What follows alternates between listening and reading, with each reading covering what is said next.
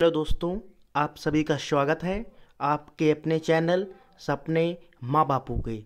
आज हम लोग देखते हैं बच्चों जियोग्राफी के टॉप 100 क्वेश्चन। तो शुरुआत करते हैं हम लोग बच्चों पहले नंबर प्रश्न से, बिना समय को बर्बाद करते हुए।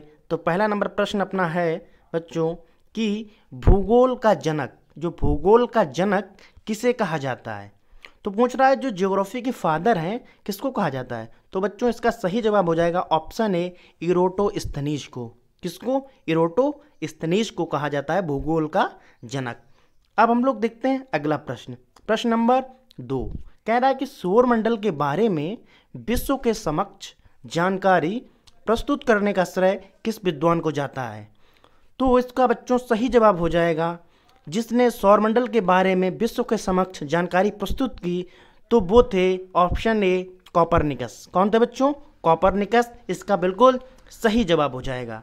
अब हम लोग चलते हैं अगले प्रश्न पर, प्रश्न नंबर 3। कह रहा है कि सूर्य के चारों ओर घूमने वाले खगोलीय पिंड क्या कहलाते हैं। जो सन है तो सूर्य के चारों ओर जो चक्कर लगाते हैं उन खगोलीय पिंड को क्या कहते हैं। तो बच्चों इसका सही जवाब हो जाएगा, हम सभी को पता है कि सूर्य के चारों ओर जो चक्कर लगाता है उनको हम लोग क्या कहते हैं? ग्रह। क्या कहते हैं बच्चों? ग्रह। ग्रह को इंग्लिश में क्या कहते हैं? प्लैनेट। तो जो प्लैनेट होते हैं वो सूर्य के चारों ओर चक्कर लगाते हैं। अब हम लोग चलते हैं अगले प्रश्न पर, प्रश्न नंबर 4। प्रश्न नंबर 4 है बच्चों कि सौरमंडल में कुल कितने ग्रह हैं। सौरमंडल में कुल कितने ग्रह हैं। तो ये बिल्कुल बच्चे से सवाल हो गया, सभी को पता होगा। तो इसका सही जवाब हो जाएगा ऑप्शन नंबर 8। सौरमंडल में कुल 8 ग्रह हैं। आपसे पूछा जाए कि इन 8 ग्रहों के नाम बता दीजिए, तो हम लोग शुरुआत करते हैं 8 ग्रह के नाम लिखना। तो बच्चों पहला ग्रह कौन सा है? बुध, शुक्र, पृथ्वी, बुध, शुक्र, पृथ्वी, मंगल, बृहस्पति, शनि, अरुण, वरुण। तो बच्चों जो शुरुआत के 4 ग्रह होते हैं इनको हम लोग कहते हैं आंतरिक ग्रह। क्या कहते हैं? आंतरिक ग्रह। और जो बाद के होते हैं इनको हम लोग कहते हैं बाह्य ग्रह। अब हम लोग देखते हैं बच्चों अगला प्रश्न, प्रश्न नंबर 5। प्रश्न नंबर 5 है कि किसी ग्रह के चारों ओर परिक्रमा करने वाले छोटे आकाशीय पिंड को क्या कहा जाता है। पूछ रहा है किसी ग्रह के चारों ओर। वहां देखो भी सूर्य पूछा था, अब यहां पूछ रहा है किसी ग्रह के चारों ओर परिक्रमा करने वाले आकाशीय पिंड को क्या कहते हैं। तो बच्चों इसका सही जवाब क्या हो जाएगा? इसका सही जवाब हो जाएगा बच्चों उपग्रह। जो ग्रहों के चारों ओर परिक्रमा करते हैं उनको हम लोग कहते हैं उपग्रह। हम लोगों को पता है कि पृथ्वी का एकमात्र उपग्रह है जिसका नाम क्या है बच्चों?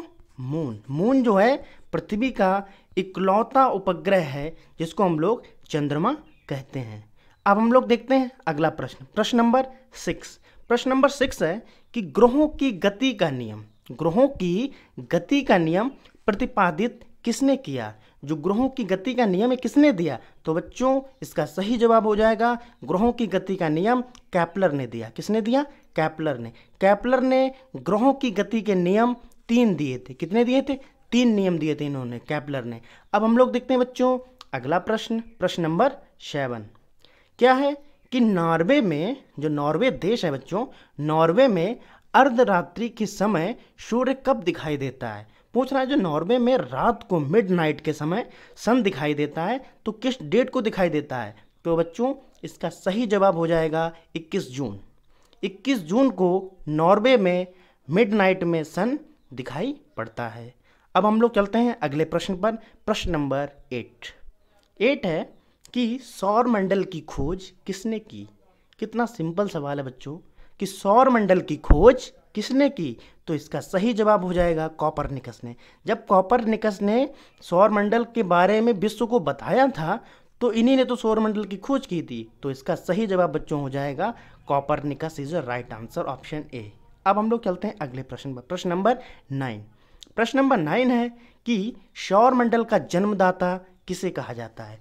जो सौरमंडल का जन्मदाता किसे कहा जाता है। तो बच्चों इसका सही जवाब हो जाएगा जो सूर्य है ये सौरमंडल का जन्मदाता है। जन्मदाता कह सकते हैं या हमको इसको कह सकते हैं मुखिया। जो सूर्य होता है ये हमारे पूरे सौरमंडल का मुखिया है, सर्वे सर्वा है। अब हम लोग देखते हैं बच्चों अगला प्रश्न, प्रश्न नंबर 10। प्रश्न नंबर 10 है कि एक ग्रह की एक ग्रह की अपने कक्ष में सूर्य से अधिकतम दूरी को क्या कहा जाता है? एक ग्रह को अपने कक्ष से सूर्य से अधिकतम दूरी को क्या कहा जाता है? तो बच्चों इसका सही जवाब हो जाएगा अपसौर्य। क्या कहा जाता है? अपसौर्य। जैसे कि बच्चों हम समझाते हैं आपको, ये सन है और ये अपनी पृथ्वी मान लो, तो जो इसके बीच की सर्वाधिक दूरी होगी बच्चों, सर्वाधिक अधिकतम से अधिकतम दूरी, तो उसको कहते हैं उपसौर्य, अपसौर्य, सॉरी सर, क्या कहते हैं? अपसौर्य। और जो सबसे नज़दीक जब सूर्य पृथ्वी होते हैं तो उसको हम लोग कहते हैं उपसौर्य। क्या कहते हैं? उपसौर्य। अब आपसे पूछ लिया जाए, कंडीशन ऐसी बनती है कि उपसौर्य और अपसौर्य किस किस डेट को पढ़ते हैं, तो बच्चों इसका सही जवाब हो जाएगा, एक तो पड़ता है 3 जनवरी को और एक पड़ता है 4 जुलाई को। अब हम लोग चलते हैं नेक्स्ट प्रश्न पर। प्रश्न नंबर 11। प्रश्न नंबर 11 है कि अंतरिक्ष में कुल कितने तारामंडल हैं? अंतरिक्ष में कुल कितने तारामंडल है? तो बच्चों इसका सही जवाब हो जाएगा, तारामंडल जो है 89 है। कितने हैं? 89 तारामंडल है अपने अंतरिक्ष में। अब हम लोग देखते हैं अगला प्रश्न। प्रश्न नंबर 12 पूछ रहा है कि जो ब्रह्मांड में, जो यूनिवर्स है, ब्रह्मांड में विस्फोटी तारा कौन कहलाता है? तो बच्चों विस्फोटी तारा जो कहलाता है उसका सही जवाब हो जाएगा ऑप्शन नंबर बी, अभिनव तारा। अभिनव तारा जो है ये एक विस्फोटी तारा है। क्या है? विस्फोटी तारा है। अब हम लोग देखते हैं प्रश्न नंबर बच्चों 13। प्रश्न नंबर 13 है कि निम्नलिखित में से कौन एक तारा है? निम्नलिखित में से कौन एक तारा है? तो इसका सही जवाब क्या हो जाएगा? हम सभी को पता है जो सूर्य होता है ये एक तारा है, जो सन है ये एक तारा है। अब हम लोग देखते हैं अगला प्रश्न। प्रश्न नंबर 14 कि सूर्य प्रकाश धरती तक पहुंचने में कितना मिनट लेता है? जो सन की लाइट होती है यह पृथ्वी पर आने में कितना समय लेती है? तो इसका सही जवाब हो जाएगा 8 मिनट, 8.5 मिनट हम लोग इसको कह सकते हैं। 8 मिनट 30 सेकेंड इसका सही जवाब हो जाएगा। अब हम लोग देखते हैं अगला प्रश्न। प्रश्न है बच्चों कि सूर्य के सबसे दूर कौन सा ग्रह है? सूर्य के सबसे दूर कौन सा ग्रह है? तो इसका सही जवाब हो जाएगा, जो सूर्य के सबसे दूर ग्रह है, अरुण बरुण। कौन हो जाएगा बच्चों? बरुण। जो बरुण है ये सबसे दूर ग्रह है सूर्य से। अब हम लोग देखते हैं अगला प्रश्न। प्रश्न है कि कौन सा ग्रह सूर्य के सबसे निकट है? कौन सा ग्रह जो सूर्य के सबसे निकट है? तो बच्चों इसका सही जवाब हो जाएगा बुध। जो बुध ग्रह है ये सन के सबसे निकट है, सूर्य के सबसे निकट है। अब हम लोग देखते हैं अगला प्रश्न। प्रश्न है 17 नंबर कि किस ग्रह में चंद्रमा की तरह कलाएं होती हैं? पूछ रहा है कि किस ग्रह में चंद्रमा की तरह कलाएं होती हैं? तो बच्चों इसका सही जवाब हो जाएगा बुध। जो बुध ग्रह है इसमें चंद्रमा की तरह कलाएं होती हैं। अब आप लोग पूछेंगे कलाएं क्या होती हैं? जो कलाएं बच्चों ये होती हैं, जो अपना चंद्रमा होता है, कभी आपने देखा ऐसा निकलेगा और कभी आपने चंद्रमा देखा ऐसा निकलेगा और कभी होगा आधा बिल्कुल होगा। तो ये जो चंद्रमा की बच्चों की कलाएं हैं, तो इसी तरह जो चंद्रमा की तरह कलाएं होती हैं, और कलाएं किस ग्रह में होती हैं? तो ये कलाएं होती हैं बच्चों बुध ग्रह में। किस में होती हैं? बुध ग्रह में। अब हम लोग देखते हैं अगला प्रश्न। प्रश्न नंबर 18। प्रश्न नंबर 18 है कि बुध सूर्य का एक चक्कर लगाने में कितना समय लेता है? तो बच्चों इसका सही जवाब हो जाएगा 88 डे। अब हम आपको बताते हैं, जो सन के सबसे निकट ग्रह रहेगा, निकट या पास में रहेगा, तो वो सूर्य का चक्कर सबसे तेज लगाएगा, और जो सन से दूर रहेगा तो उसको भाई टाइम ज़्यादा लगेगा। तो बुध सबसे निकट है, तो पूछ रहा है कि बुध सूर्य का एक चक्कर लगाने में कितना समय लेता है? तो बच्चों इसका सही जवाब हो जाएगा 88 दिन। 88 दिन। अब हम लोग देखते हैं अगला प्रश्न। प्रश्न नंबर 19 कि सौरमंडल का अत्यधिक तीव्र ग्रह कौन सा है? सौरमंडल का अत्यधिक तीव्र ग्रह कौन सा है?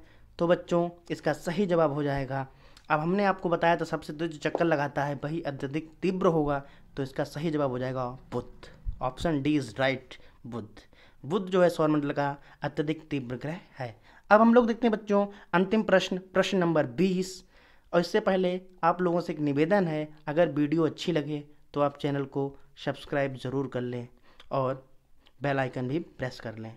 अब हम लोग देखते हैं अंतिम प्रश्न, प्रश्न नंबर 20 कि निम्नलिखित में से किस ग्रह को पृथ्वी की बहन कहा जाता है। तो बच्चों इसका सही जवाब हो जाएगा शुक्र। इसी को हम लोग मॉर्निंग स्टार भी कहते हैं और इवनिंग स्टार भी शुक्र ग्रह को ही कहा जाता है। बच्चों धन्यवाद। वीडियो अच्छा लगे तो लाइक शेयर सब्सक्राइब जरूर करें। मिलते हैं अगली वीडियो में, तब तक के लिए बाय, जय हिंद।